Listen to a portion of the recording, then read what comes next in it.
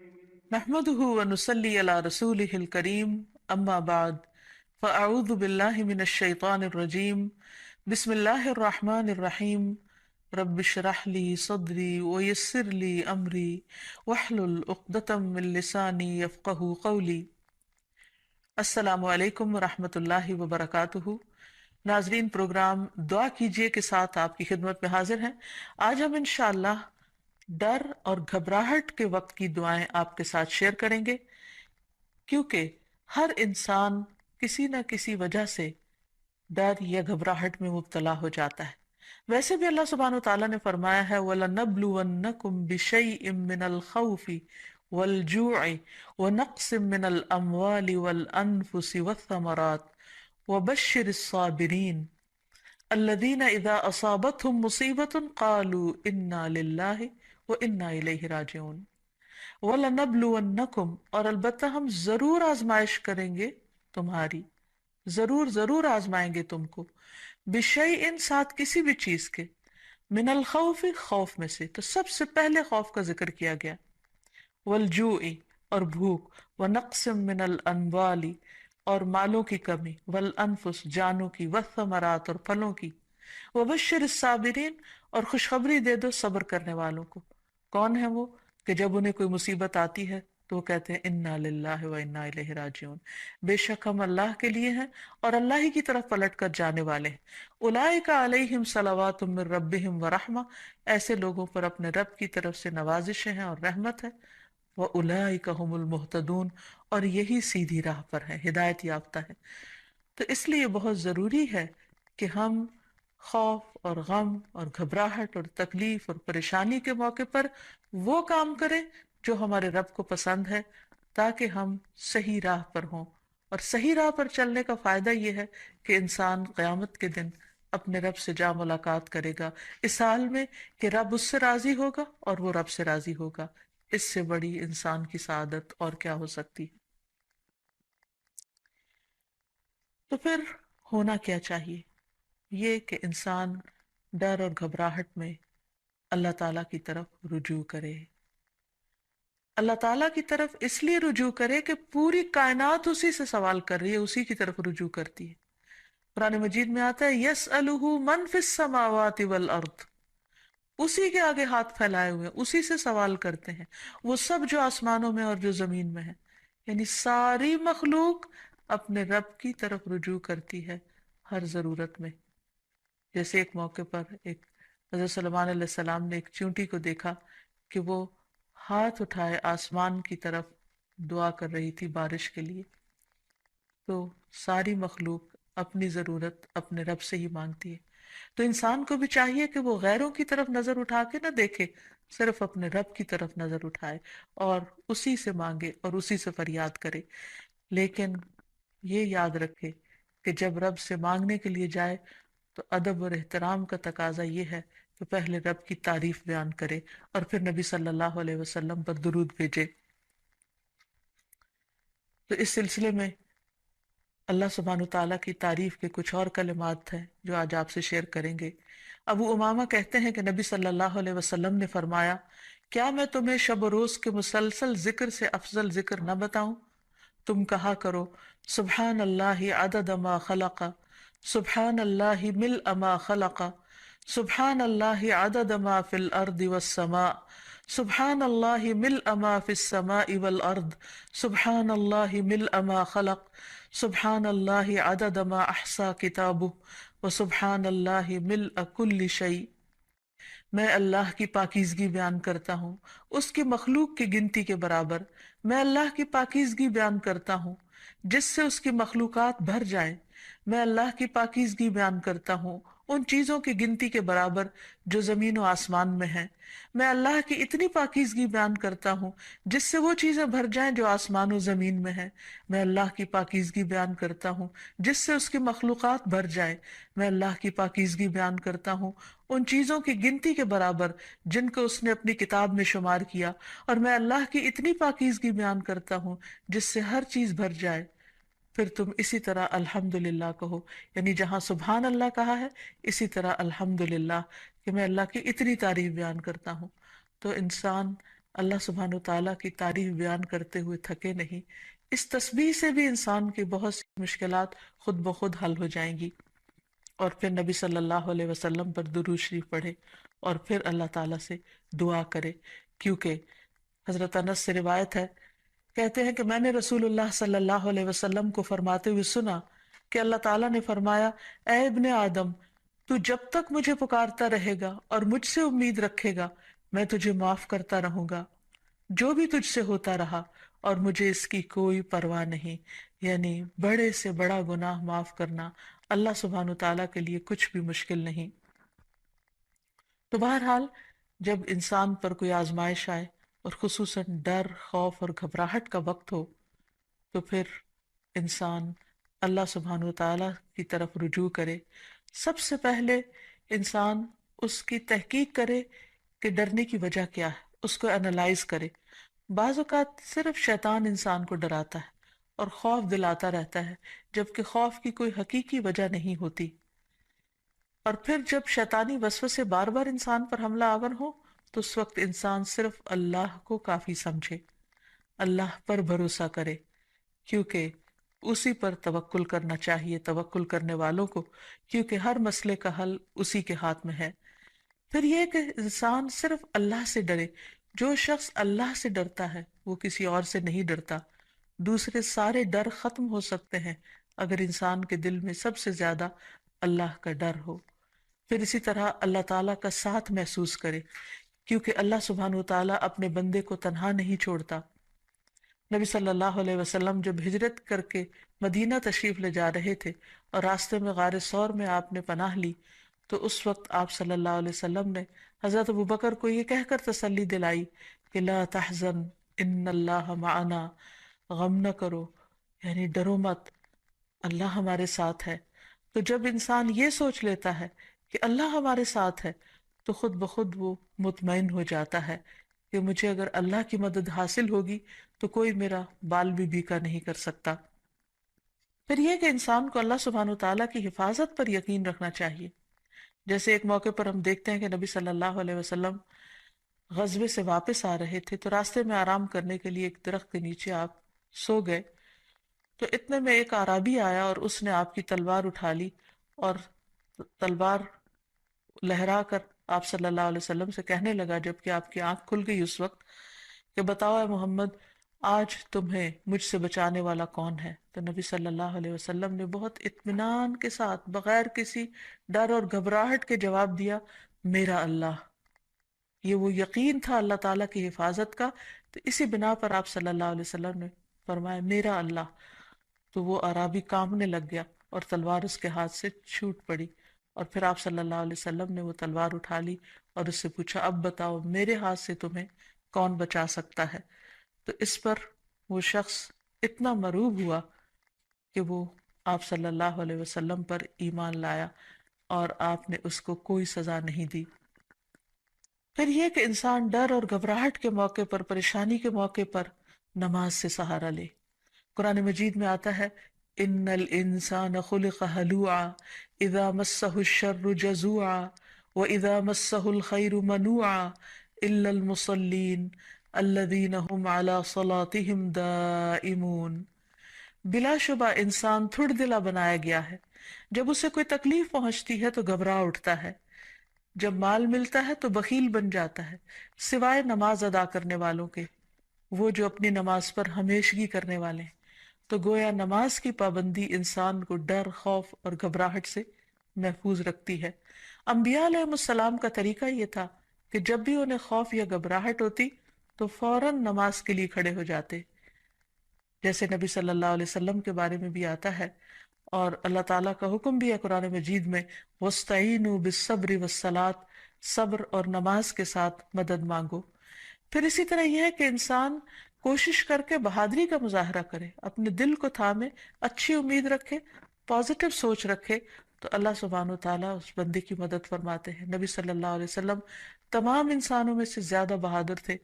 مدینہ میں اکثر خوف کی خبریں پھیل جایا کرتی تھی اور آپ صلی اللہ علیہ وسلم تنہا باہر نکل کر لوگوں کے حالات کا جائزہ لیا کرتے تھے اور دشمن کے آنے کی بھی خبر لیتے، اور صحابہ کرام اس بات پر حیران ہو جاتے کہ کس طرح اللہ کے رسول صلی اللہ علیہ وسلم کسی سے بھی نہیں ڈرتے۔ پھر اسی طرح یہ ہے کہ انسان کے اوپر جب آزمائش آئے اس وقت بھی انسان اللہ تعالیٰ کی طرف رجوع کرے، اور جب تکلیف چلی جائے تو بھی انسان اللہ تعالیٰ کی طرف رجوع کرتا رہے، یعنی صرف مشکل وقت پہ نہ پکارے، عام حالات میں بھی انسان اللہ تعالیٰ کو پکارتا رہے۔ پھر اسی طرح کچھ چیزیں ایسی ہیں کہ جو انسان کو مکمل امن دیتی ہیں، مثلاً عمرہ، حج، طواف، کیونکہ اللہ تعالیٰ فرماتے ہیں فَلْيَعْبُدُوا رَبَّ هَذَا الْبَيْتِ الَّذِي أَطْعَمَهُم مِّن جُوعٍ وَآمَنَهُم مِّن خَوْفٍ، ان پر لازم ہے کہ اس گھر کے رب کی عبادت کریں جس نے انہیں بھوک سے بچا کر کھانا یا خوف سے بچا کر امن دیا۔ پھر اسی طرح شرک چھوڑ دینا، قرآن مجید میں آتا ہے الَّذِينَ آمَنُوا وَلَمْ يَلْبِسُوا إِيمَانَهُم بِظُلْمٍ أُولَٰئِكَ لَهُمُ الْأَمْنُ وَهُمْ مُهْتَدُونَ، جو لوگ ایمان لائے اور اپنے ایمان کو ظلم سے آلودہ نہیں کیا، یعنی شرک سے آلودہ نہیں کیا، یہی لوگ ہیں جن کے لیے امن ہے اور وہی ہدایت پر ہیں، ہدایت پانے والے ہیں۔ پھر اسی طرح انسان اپنے آپ کو اللہ کے سپرد کر دے، رات کو سوتے وقت خاص طور پر یہ دعا پڑھ کر سوئے، اللہم اسلمت نفسی الیک ووجہت وجہی الیک وفوضت امری الیک، اے اللہ میں نے اپنا آپ تیرے حوالے کر دیا، میں نے اپنا رخ تیری طرف کر لیا اور میں نے اپنا معاملہ تیرے سپرد کر دیا۔ تو جو چیز بھی انسان کو پریشان کرے تو وہ انسان اللہ کے سپرد کر دے، کیونکہ وہی ہر چیز کی ٹیک کیئر کرنے والا ہے اور اس سے بہتر کوئی بھی کسی چیز کی حفاظت نہیں کر سکتا۔ پھر اسی طرح انسان اگر چاہتا ہے کہ ہمیشہ دنیا اور آخرت میں امن میں رہے، ہر خوف اور گھبراہٹ سے، تو اللہ کی طرف سے آئی ہوئی ہدایت کی پیروی کرے۔ آدم علیہ السلام کو اور حضرت حوا کو جب دنیا میں اتارا گیا تھا تو اس وقت اللہ سبحانہ وتعالیٰ نے انسانوں کو بتا دیا تھا اور وعدہ فرمایا تھا قُلْنَا اهْبِطُوا مِنْهَا جَمِيعًا فَإِمَّا يَأْتِيَنَّكُم مِّنِّي هُدًى فَمَن تَبِعَ هُدَايَ فَلَا خَوْفٌ عَلَيْهِمْ وَلَا هُمْ يَحْزَنُونَ، ہم نے کہا سب کے سب اس سے اتر جاؤ، پھر اگر کبھی تمہارے پاس میری طرف سے واقعی کوئی ہدایت آ جائے تو جو میری ہدایت کی پیروی کرے گا اس پر نہ کوئی خوف ہے اور نہ وہ غمگین ہوں گے۔ پھر اسی طرح اللہ سبحانہ وتعالیٰ اور اس کے رسول کی اطاعت انسان کو خوف اور غم سے نجات دینے والی ہے۔ اللہ تعالیٰ فرماتے ہیں یا بنی آدم اما یأتینکم رسل منکم یقصون علیکم آیاتی فمن اتقی واصلح فلا خوف علیہم ولا هم یحزنون، اے آدم کی اولاد اگر کبھی تمہارے پاس واقعی تم میں سے کچھ رسول آئیں جو تمہارے سامنے میری آیات بیان کریں، تو جو شخص ڈر گیا اور اس نے اصلاح کر لی تو ایسے لوگوں کے لیے نہ کوئی خوف ہوگا اور نہ وہ غمزدہ ہوں گے۔ پھر اسی طرح دین پر استقامت اختیار کرنا انسان کو خوف سے نجات دیتا ہے۔ فرمایا إن الذين قالوا ربنا الله ثم استقاموا فلا خوف عليهم ولا هم يحزنون۔ یقیناً وہ لوگ جنہوں نے کہا اللہ ہمارا رب ہے اور اس پر پھر جم گئے، ان پر نہ کوئی خوف ہوگا اور نہ وہ غمگین ہوں گے۔ پھر اسی طرح انسان اپنے فرائض کی ادائیگی کرتا رہے، اور اگر فرائض ادا کرتا رہے گا تو اس پر کوئی خوف اور غم نہ ہوگا۔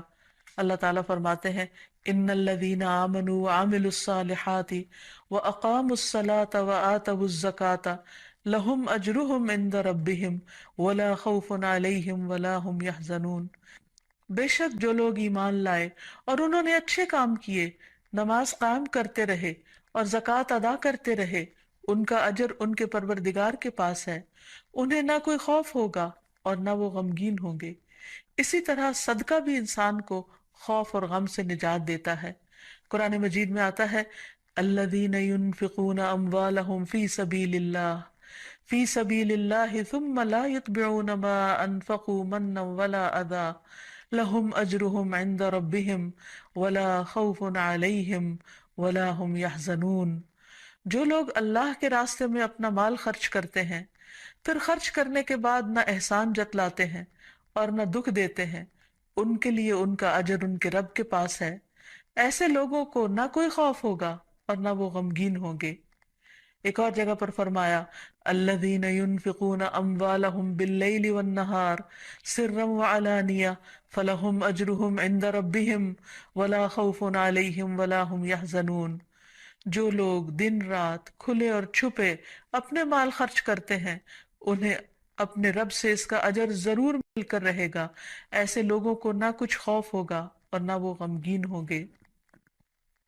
اور اب کچھ دعائیں اور تسبیحات جو انسان کو خوف سے نجات دیتی ہیں، غم سے نجات دیتی ہیں۔ سب سے پہلے تو رسول اللہ صلی اللہ علیہ وسلم کی ایک حدیث کہ آپ نے فرمایا جو رات سے خوف آئے کہ وہ اسے پریشان کرے گی، کچھ لوگوں کو اندھیرے سے ڈر لگتا ہے، یا مال کے ساتھ بخل کرے کہ وہ خرچ ہو جائے گا، یعنی کسی کو کچھ دیتے ہوئے اس کے دل میں گھبراہٹ ہوتی ہے، یا دشمن کے ساتھ بزدلی کرے کہ وہ اسے قتل کر دے گا، یعنی دشمن کا خوف ہو جان سے جانے کا، تو اسے چاہیے کہ وہ اس قول کی کثرت کر دے سبحان اللہ و بحمدہ، سبحان اللہ و بحمدہ، سبحان اللہ و بحمدہ۔ اللہ پاک ہے اور اسی کی تعریف ہے، کیونکہ یہ اللہ کے نزدیک سونے کا پہاڑ اللہ کے راستے میں خرچ کرنے سے زیادہ محبوب ہے۔ یعنی اتنی قیمتی تسبیح ہے کہ اگر ایک انسان اللہ کے راستے میں ایک پہاڑ صدقہ کرے تو اس سے بھی زیادہ اس تسبیح کا فائدہ اور اثر ہوگا۔ کتنے مختصر سے کلمات ہیں جن میں اللہ تعالیٰ کی حمد و ثنا بیان ہوئی ہے، یعنی انسان اس وقت تک ذکر اور ورد کرتا رہے جب تک کہ اس کا دل سکون میں نہ آ جائے۔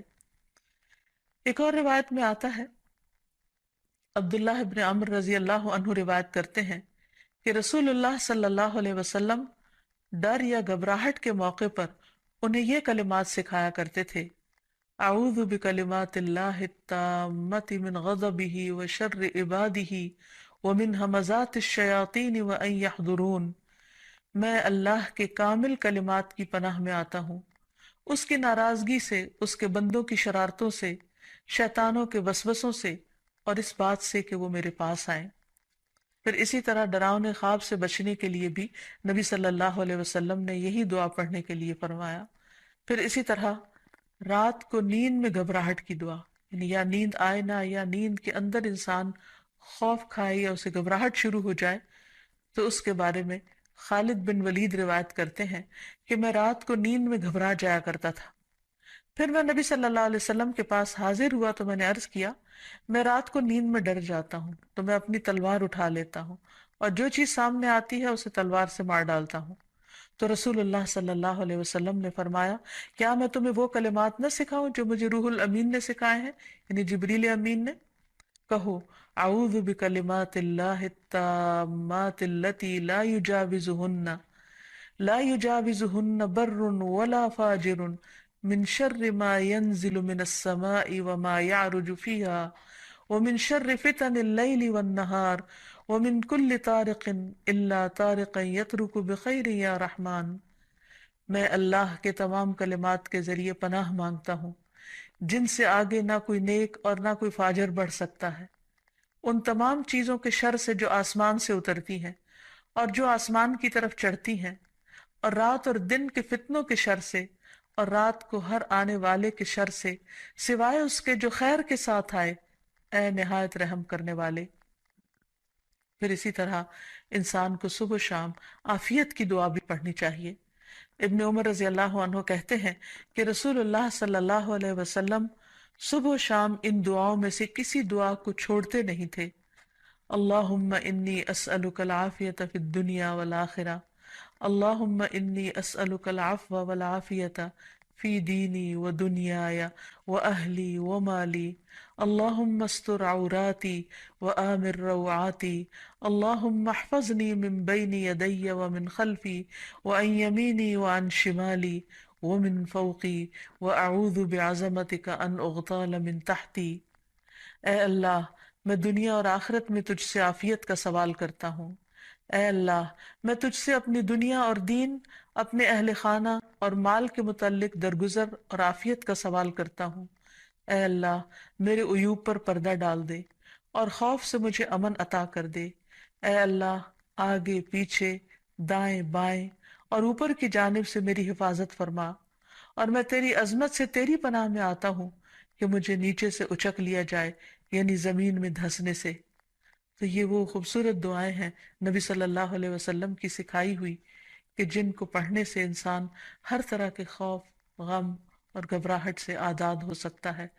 اللہ تعالی ہمیں توفیق دے کہ ہم ان دعاؤں کو پڑھ سکیں اور ہر حال میں اپنے رب ہی کو پکاریں، تاکہ وہ ہماری طرف رحمتوں کے ساتھ متوجہ ہو۔ وآخر دعوانا ان الحمد للہ رب العالمین۔ السلام علیکم ورحمۃ اللہ۔